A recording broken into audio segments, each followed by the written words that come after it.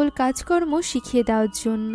সে যখন তাকে ফ্যাক্টরির ভেতরটা ঘুরিয়ে দেখাচ্ছিল তখন জানায় যে তার বাবা এবং তারা মিলেই এই ফ্যাক্টরিটি শুরু করেছিল। বিশেষ করে দারমোনো এবং তার বাবা বেশ ভালো বন্ধু ছিল। সে এখানে উইনার কাছে জানতে চায় যে তার বাবা এখন কেমন আছে। উইনা বলে সে জানে না। তার মায়ের কাছে সে শুনেছে তার যখন 7 বছর বয়স ছিল তখন তার বাবা কোথাও একটা চলে গিয়েছিল, যেখান থেকে সে আর কখনো ফেরেনি।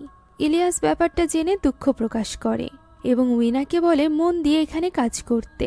তবে এখানে কিছু রুলস ছিল, যেমন এখানে যারা কাজ করতে আসে তাদের সকলের ফোন আগে থেকেই জমা দিয়ে দিতে হয়। উইনা এতে রাজি হতে চাইছিল না, কেননা জডি এখনও হসপিটালে ছিল।